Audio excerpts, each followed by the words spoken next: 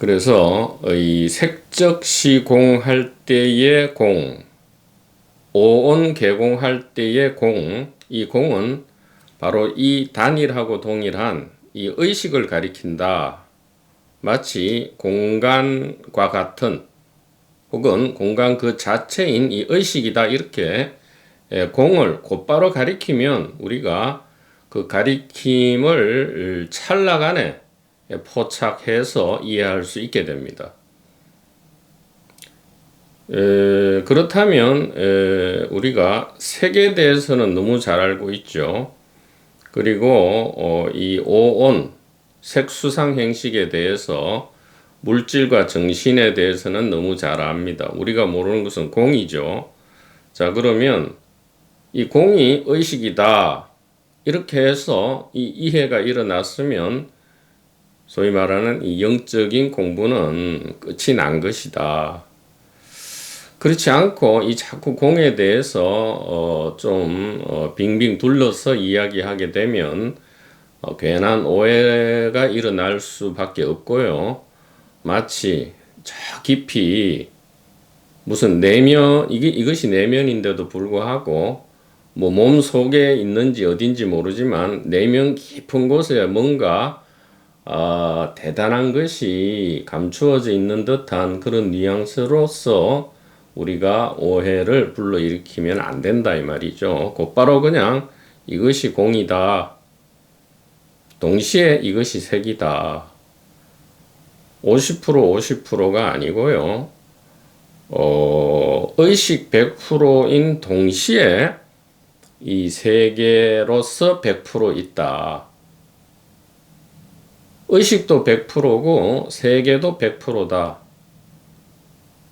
그런데 합이 200%가 아니고 합은 역시 100%다라는 이러한 말이 되겠습니다. 그래서 우리가 이 땅에 온 이유는 바로 이 문제를 우리가 직시하고 해결하기 위함이죠. 바로 이제 죽고 사는 이 문제입니다. 몸을 입고 벗고 하는 이 문제가 가장 크고 중요한 문제다. 이 문제 해결은 의외로 어려운 것이 아니었다. 오히려 이 세상 공부, 세상 지식은 많은 시간과 노력을 투입해서 우리가 얻어야 하는데도 의외로 이 영적인 길에 있어서의 이 생사해탈의 지혜는 어렵지 않다. 왜 그러냐? 이미 우리의 본래의 권리이기 때문이다. 이렇게 말씀드릴 수 있습니다. 그래서 요약하면 바로 이 말이 되겠죠. 죽기 전에 죽으면 죽을 때 안 죽는다. 이렇게 죽기 전에 죽으면 죽을 때 안 죽는다. 이 말만 하면 대단하게 뭔가가 신비스럽게 다가옵니다. 그러나 이것을 현대적으로 아주 쉽게 이야기할 수 있다 이 말입니다. 죽기 전에 죽으면 죽을 때 안 죽는다. 의외로 간단하다 이 말이에요. 이것은 무엇이냐? 우리 정체를 우리의 이 정체를 올바르게 이동시키면 된다 이 말이죠. 어떻게 이동시키느냐? 우리는 우리가 몸 안에 있다고 늘 간주합니다. 그러나 몸 밖으로 우리의 정체를 이동시켜야 한다. 즉, 몸 안팎에 두루하다 이 말이죠. 우리는 몸 안에 들어있지 않다. 정체란 것은 우리의 올바른 체죠. 올바른 체. 이 체라는 것은 물질만을 이야기하는 것이 아니고요. 물질 정신을 통틀어서 올바른 정체성을 이야기하는 거죠. 정체성.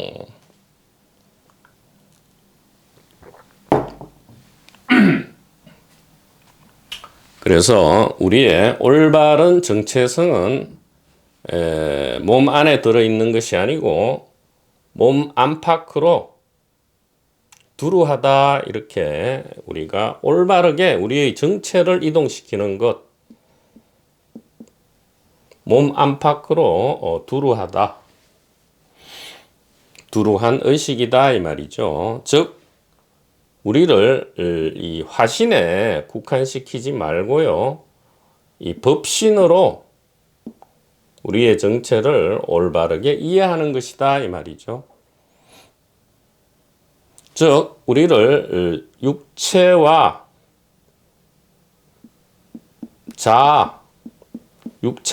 자라는 정체에서 이 안팎으로 두루한, 안과 밖이 사실은 없죠. 안과 밖이 없는 이 온통 두루한 하나의 단일한 이 의식으로 우리의 정체를 이동하는 것, 이것이 죽기 전에 죽으면 이라는 뜻이 되겠고요. 둘째로 이렇게 되면 어떻게 됩니까? 우리는 몸 안에서 죽기 전에 이미 벗어나게 되죠. 그래서 소위 말해서 이 깨달음이라든가 생사해탈이라는 것은 그렇게 어렵고 복잡한 것이 아니고요. 무다자죠. 그렇게 어렵고 복잡한 것이 아니고 단지 우리의 정체를 몸 안에서 끄집어내는 것일 뿐입니다. 이것이 죽기 전에 죽으면 이란 뜻이죠. 즉 다시 말하면 육체가 죽으면 강제로 사실은 정체가 끄집어내지지만 강제로 몸 안에서 끄집어내어지기 전에 우리 스스로 자발적으로 몸 밖으로 나온다 이 말이죠. 육체가 살아있는 동안, 자아가 활동하는 동안에 몸 밖으로 우리 정체를 뽑아내어 버린다 이 말입니다. 그렇게 되면 죽음은 없게 되죠. 죽음은 없다 이렇게. 왜냐하면 우리가 육체 안에 있다면 육체의 죽음과 나타남과 운명을 같이 할 것인데 반드시 그렇게 되죠. 그러나 우리가 몸 안에서 이미 이 밖으로 나왔다면, 우리의 정체가 이동되었다면 죽음은 더 이상 없다. 왜? 육체와 우리는 운명을 같이 하는 것이 아니고요, 육체를 마치 매우 사랑하는 연인처럼 잘 케어하고 손님으로 극진히 대접해서 오면 환영하고 가면 잘 송별해주는 그러한 의식의 여유 공간, 의식 공간이 우리 자체가 되기 때문에 당연히 이런 결론에 이를 수밖에 없다 이 말이죠. 그래서 죽기 전에 죽으면 이라는 뜻은 우리의 정체를 몸 안에서 몸 밖으로 이동시키는 것, 이것이 죽기 전에 죽으면이고요. 죽음은 없다. 그러면 죽음이 없게 되죠. 육체와 운명을 같이 하지 않기 때문에 죽을 때 안 죽는다라는 것이 실제로 실현이 된다. 이렇게 말씀드릴 수 있겠습니다.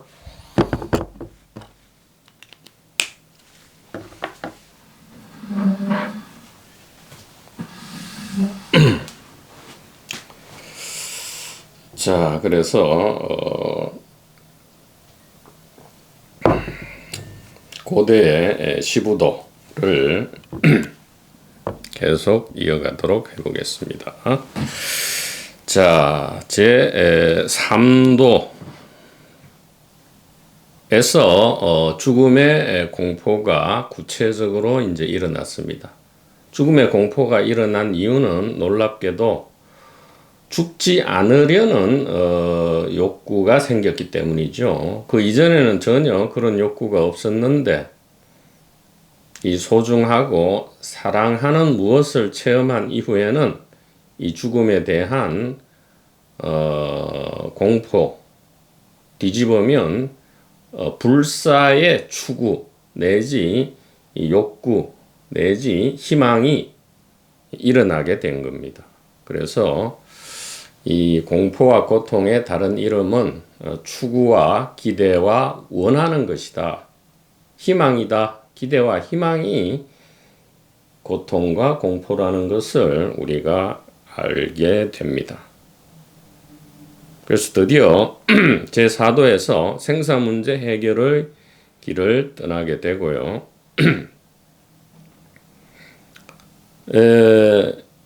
이 생사문제 해결을 길을 떠났습니다. 우리와 마찬가지죠. 그런데 이것은 절대 혼자 해결할 수가 없죠. 이미 이 앞서서 이 문제를 해결하는 사람을 찾아야 되죠. 그것이 책 속이 되든 아니면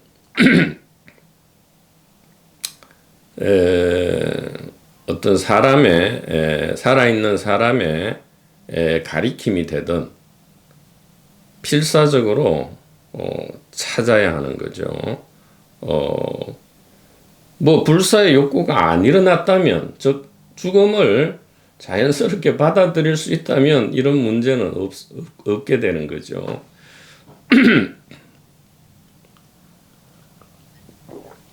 물론 그렇다고 해서 이 반야지혜가 일어나는 것은 아닙니다. 반야지혜가 없다 하더라도 뭐 캐릭터에 따라서는 이 죽음을 자연스럽게 받아들일 수 있는 캐릭터도 있죠.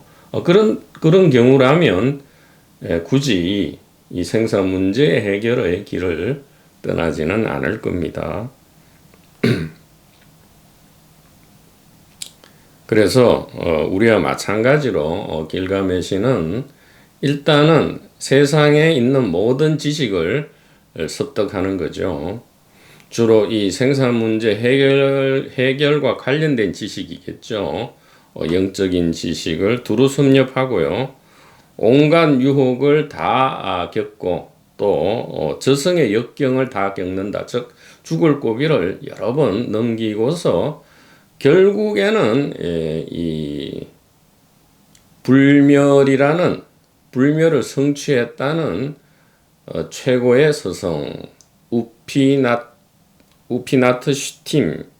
우트나피 슈팀이죠. 우트나피 슈팀을 찾아가서 불사의 방법을 묻고 또 배우고 공부를 하게 됩니다.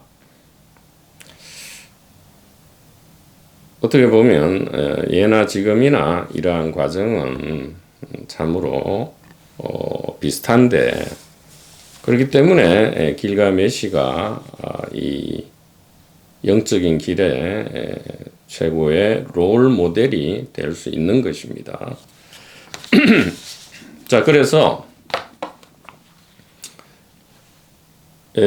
곧바로 이 스승을 만나서, 즉 우트나피 슈팀이죠. 이 스승을 만나서 곧바로 그냥 순조롭게 이 문제를 해결하면 되는데 절대 그런 일은 일어나지 않습니다. 그렇게 끝이 나지 않아요. 그리고 이 최고의 마스터 우트나피 슈팀을 만나기 전에 요즘 말로 하면 관세음 보살에 해당하는 사람을 만나게 됩니다.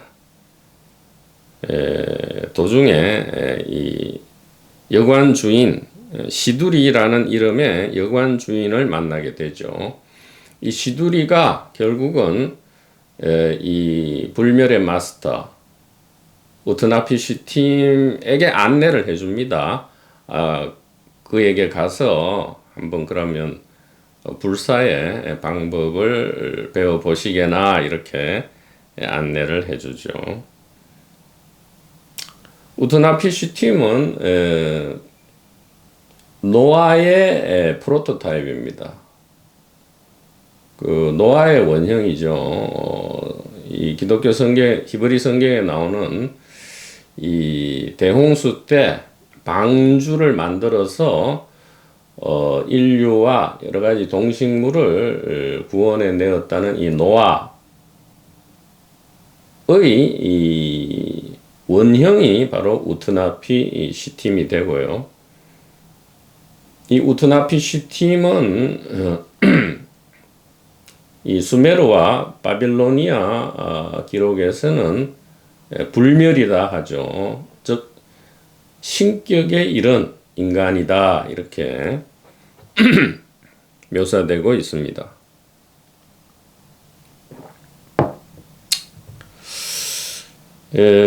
그래서 이 여관 주인을 만나는데 이 여관 주인이 참으로 묘한 말을 해줍니다. 여관 주인이니까 당연히 이제 여러 가지 순경과 역경을 겪는 가운데 이제 밤에 잠도 자야 되니까 당연히 여관에 들렸겠죠. 그래서 이 여관 주인을 만나게 되는데 이 여관 주인이야말로 불멸의 마스터를 만나기 전에 진리를 먼저 제시를 해 주어 버립니다. 그래서 사실은 이 마스터에게 가기 전에 이 여관 주인 시두리의 말만 잘 들었더라면 더 이상의 사실은 이 공부와 수행을 할 필요가 없었죠. 길가메시는. 그럼에도 불구하고 이 여관 주인의 말을 흘려듣습니다. 왜냐하면 여관 주인이 이 겉보기에 불멸의 스승처럼 보이지도 않고 너무나 평범한 별로 주목할 필요성이 없는 중요하지 않은 사람으로 보였겠죠. 우리도 늘 그렇습니다. 사실을 이야기하자면 우리 주변에 가장 평범한 모든 사람들이 사실은 깨달음을 드러내고 있고요. 모두가 하나님의 심부름꾼이고 메신저라는 것을 우리는 늘 잊어버리죠. 그리고는 겉보기에 그럴듯하고 또 명성이 자자한 그러한 선생을 늘 찾아다니게 되는 거죠. 그 선생에게서 뭔가를 얻어내려고 하지만 늘 우리는 뭔가를 얻어낼 수가 없습니다. 그래서 자꾸 선생과 장소와 학교를 바꿔가면서 그렇게 헤맬 수밖에 없죠. 자, 이 여관 주인 시두리가 어떤 말을 하느냐 이렇게 충고를 해줍니다. 길가메시여, 인간인 채로 불사를 구하는 그런 헛된 생각을 버리라 이렇게 얘기합니다. 아니 그대는 인간이잖아. 인간이 어떻게 불로 불사를 할 수 있겠느냐. 그거는 헛된 생각이다. 불가능하다. 절대로 불가능한 거니까 그냥 깨끗이 잊어먹고 집으로 돌아가서 아름다운 아내와 귀여운 자녀들과 함께 그냥 인생을 즐겨라. 까르페 디엠이죠. 까르페 디엠을 이야기해 줍니다. 그리고 그 뒤에 매우 놀라운, 잘 귀담아 들었더라면 아주 놀라운 이야기를 해주죠. 길가메시여, 신들은 불멸이지만 인간들이 누리는 즐거움은 없답니다. 이렇게 충고를 해줍니다. 길가메시 그대가 지금 불사를 구하지만, 즉 신이 되려고 하지만 인간은 신이 될 수 없다. 신만 불멸을 누린다. 그러나 신도 부족한 것이 있다. 뭐냐? 신은 불멸이긴 하지만 인간이 누리는 그러한 즐거움을 경험하거나 체험할 수는 없다. 이렇게 충고를 해줍니다.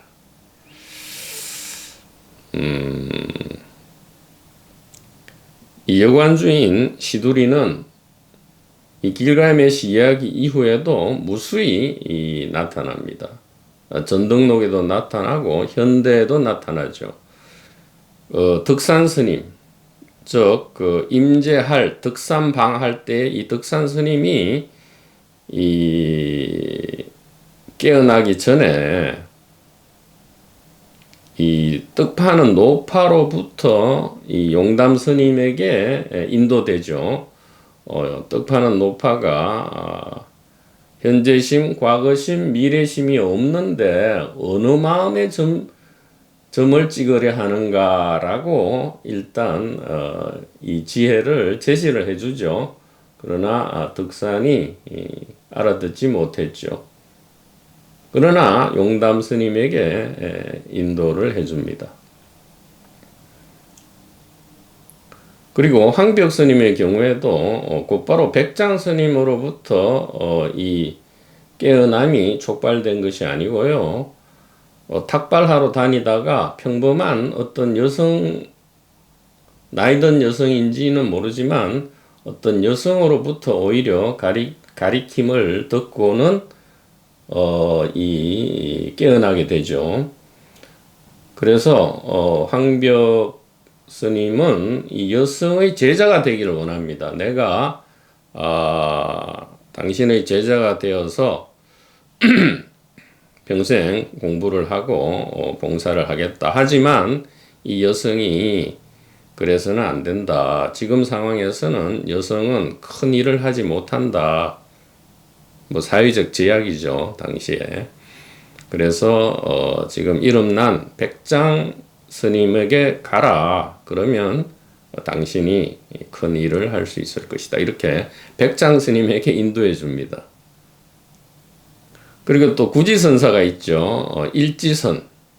요즘 많은 도인들이 이렇게 차용해서 쓰는 이 일지선, 바로 이겁니다 하는 이 일지선을 창안하신 이 구지선사도 이 깨어나기 전에 즉 청룡스님으로부터 이 일지선을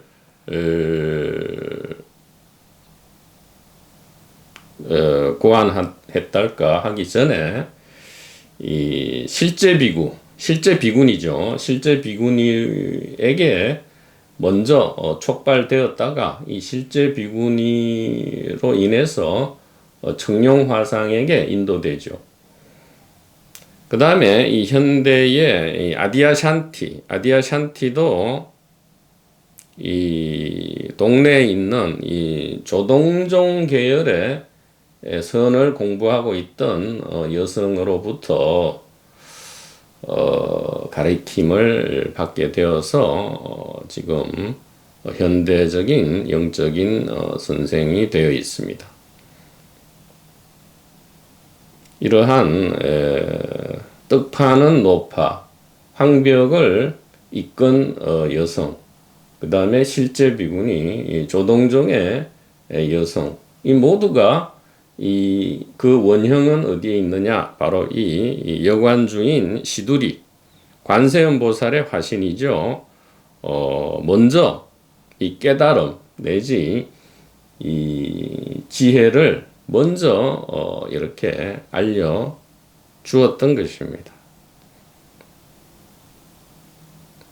인간은 불사를 구하지 말아라 이 말이죠. 인간인 채로 어떻게 죽지 않을 수 있느냐. 그런 것은 신들에게만 허락되었다.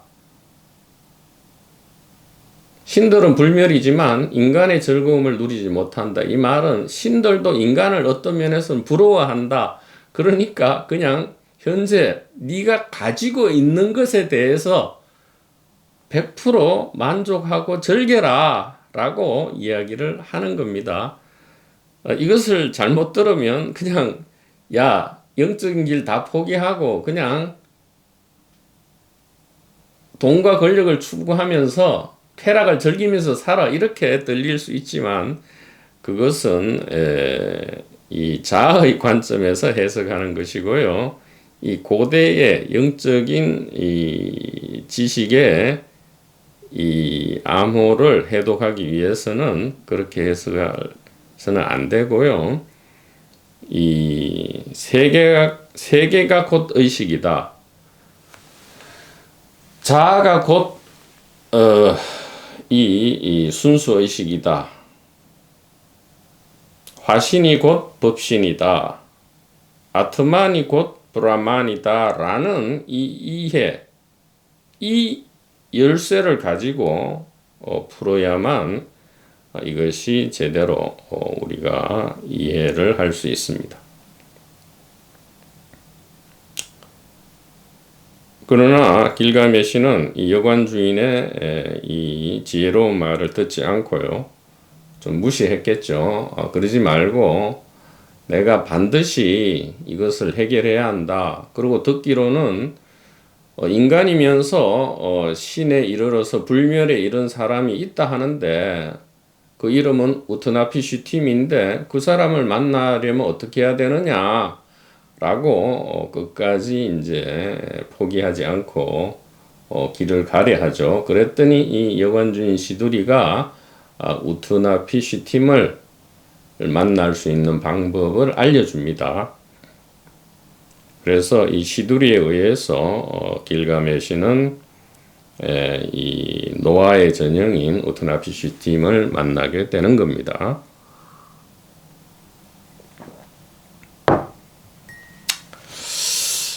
또 이 시두리에 대해서 이야기한다면 이 칸트의 임마누엘 칸트의 순수 이성 비판이 바로 이 여관주인 시두리의 충고와 매우 흡사합니다. 무슨 말이냐 하면 이 서양 철학의 플라톤 이래의 모든 서양 철학은 칸트로 흘러 들어와서 칸트로부터 다시 뻗어나간다, 이렇게 이야기되는 것만큼 이 칸트가 중요한 인물인데, 칸트의 중요 저작인 이 순수 이성 비판은 주제가 무엇이냐? 바로 나는 누구인가입니다. 우리는 무엇인가? 나는 누구인가? 이것이 이 순수 이성 비판의 주제고요. 간단히 이야기하면 인간 이성의 한계를 확실히 하는 겁니다. 즉 인간은 이 시공간이라는 형식을 통해서 감수작용을 하고, 또 12가지 범주, 인과법칙을 비롯한 이 12가지 범주에 의해서 오성작용을 하는 그러한 존재이기 때문에 그 인식과 존재의 한계를 확실히 해야 한다, 이런 얘기입니다. 그래서 소위 말하는 이 형이상학의 영역에 있는 이 물자체는 다른 말로 하면 바로 이 절대 주관이 되겠죠. 현상이 아닌 이 본질, 또 이 현실 세계가 아닌 절대 세계에 해당하는 이 물자체는 우리가 전혀 알 수 없고 우리 한계 밖에 있는 거기 때문에, 인간의 한계 밖에 있는 거기 때문에 그런 영역은 아예 우리가 건드릴 필요조차 없다라는 것이 이 순수 이성 비판이거든요. 이 시두리의 말과 똑같습니다. 인간의 한계가 있다. 인간은 불사에 이를 수 없고, 다만 인간에게 주어진 각종 이 즐거움과 기쁨을 누리는 걸로 만족해야 된다, 이 얘기죠. 이 한계죠. 신들의 영역, 즉 물자체의 영역, 이 형이상학의 영역은 인간의 영역이 아니다라고 이 한계를 확실히 하는 거죠.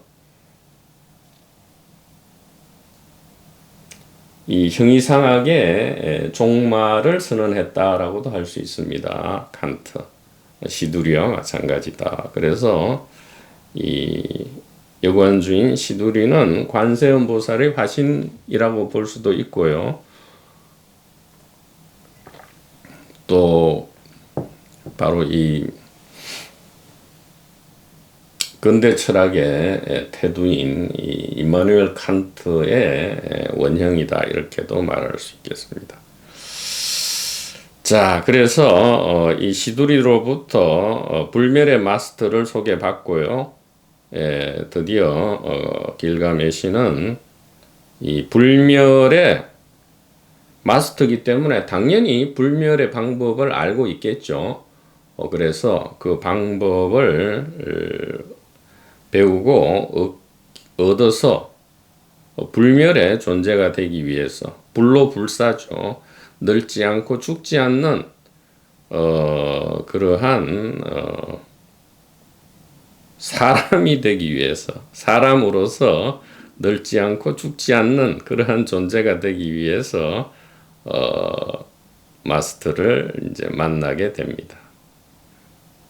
그래서 이 우트나프시 팀에게 입문해서 이제 불멸을 지향하는 영적인 수행과 공부가 진행되는데요. 이것이 이제 제 6도가 되겠습니다. 15도로 치면 제 6도에 해당하죠. 그런데 묘한 일이 벌어집니다. 그냥 이제 불멸의 스승이니까 불로불사의 방법을 그냥 였다 하고 이렇게 던져주면 그만인데 그렇게 하지 않고 온갖 이상한 공부와 시험을 치게 합니다. 불가능한 시험을 치게 하죠. 세 가지로 요약할 수 있습니다. 첫째는 잠을 7일 동안 이겨내보라. 즉 7일 밤낮을 잠을 자지 않고 당신이 견뎌낸다면 당신은 불멸에 이를 수 있다. 이렇게 방법 아닌 방법을 알려줍니다. 잠을 7일 동안 이겨내시오. 이렇게 이야기합니다. 뭐 요즘 말로 하면 장좌불화가 되겠습니까? 7일 동안 용맹정진, 장좌불화 해보시오. 단 한순간도 이 화두를 놓치지 말고 7일 밤낮을 장좌불화 용맹정진해서 이 화두를 타파해 보시오 라는 주문과 비슷하죠. 결국은 당연히 실패하죠. 2, 3일을 견뎠는지 3, 4일을 견뎠는지 모르지만 당연히 실패하고 오히려 기절하듯이 잠에 빠져들어서 7일인가 8일을 깨어나지 못했다라고 이야기합니다. 결국은 이 불멸을 얻을 수 있는 이 수행에서 실패를 하게 되는 거죠. 실패를 합니다. 그리고 두 번째는 이러한 가리킴을 듣게 됩니다. 죽음을 볼 수 있는 사람은 아무도 없다. 이렇게 참으로 묘한 말을 길가메시에게 해주게 됩니다. 죽음을 볼 수 있는 사람은 아무도 없어. 이 말은 무엇이죠? 지금 불사를 추구하는데 불사라는 것은 죽지 않는다는 말이잖아요. 그런데 의외로 모든 사람은 죽음 자체를 볼 수 없다. 이 말은 죽지 않는다라는 말도 되는 거죠. 사람은 죽지 않는다. 즉 죽음을 체험할 수 없다 이 말이에요. 현대적으로 얘기하면 이 자아는 육체의 탄생 한참 뒤에 서서히 나타났다가 정작 죽음이 시작되면 자아는 사라지고 없습니다. 그래서 자아는 도무지 이 죽음과 관계할 수가 없죠. 육체가 살아있는 동안 육체와 동반된 현상이 자아이기 때문에 그래서 죽음을 볼 수 있는 사람은 아무도 없다라는 묘한 가르침을 주고요. 가리킴이죠. 세 번째는 이 도중에 만났던 여관 주인 시두리와 같은 말을 합니다. 불멸은 신들에게만 허락되었고 인간에게는 허락되지 않았다. 이렇게 인간의 한계를 명확하게 합니다. 순수 이성 비판이 다시 이 원형으로서 여기에 등장하죠.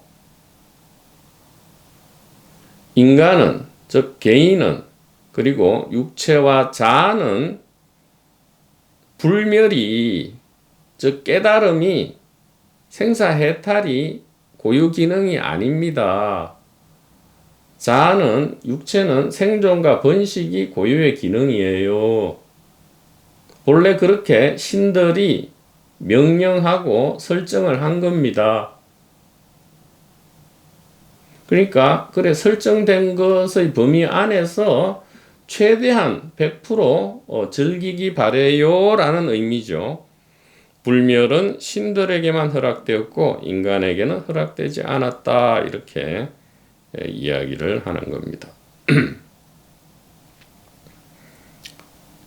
이 1, 2, 3번은 이제 이 부처님께서 우리에게 가리키신 이 삼법인에 해당한다고 볼 수 있습니다. 이 7일 동안 잠을 이겨내 보시오. 즉 수면욕이죠. 우리의 5가지 욕망 중에 가장 강한 것이 이 수면욕입니다. 욕망을 이겨낸다는 것은 곧 고통과 공포를 이겨낸다는 거죠. 왜냐하면 앞서 말씀드렸듯이 이 욕구와 욕망이 곧 고통과 공포죠. 이것은 하나입니다. 그래서 가장 큰 욕망, 가장 큰 욕구, 이것이 곧 가장 큰 고통과 공포죠. 그것은 수면욕입니다. 그런데 이 수면욕, 이 불멸의 마스터는 어떻게 표현했느냐? 죽음의 동생인 잠이라 했습니다. 죽음의 동생인 잠, 즉 잠과 죽음은 같다 이 말이죠. 한 가족이다 이 말이에요. 그래서 만약에 잠을 이겨낼 수 있다면 당신은 죽음을 이겨낼 수 있다 이런 뜻이죠. 사실은 뒤집어 얘기하면 인간인 채로는, 즉 자아와 육체는 잠을 못 이기듯이 죽음을 이길 수 없다. 즉 불사에 대비해서 잠 안 자는 것을 불면이라 하죠. 불면이라 합시다. 불면증의 그 불면이 아니고요. 우리가 잠을 안 자고도 얼마든지 건강하게 생활할 수 있다면 잠을 이겨냈어요. 그러면 죽음도 이겨낼 수 있다는 것이죠. 그러나 자아와 육체는 그렇게 할 수가 없다 이 말입니다. 이것이 일체 계고, 그러니까 삼법인 중에 일체 계고에 해당하고요. 왜냐하면 이 욕망과 고통은 하나고, 그래서 이 고통의 법칙, 욕망의 법칙이 이 일체계고라는 삼법인 중에 하나에 해당됩니다. 그 다음에 죽음을 볼 수 있는 사람은 아무도 없다. 이건 무아를 이야기하죠.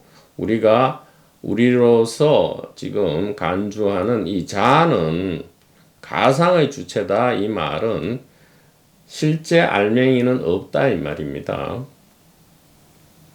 그럼 실제 주체는 주체 객체할 때 그 주체는 아니지만 진짜 주체는 뭐겠어요?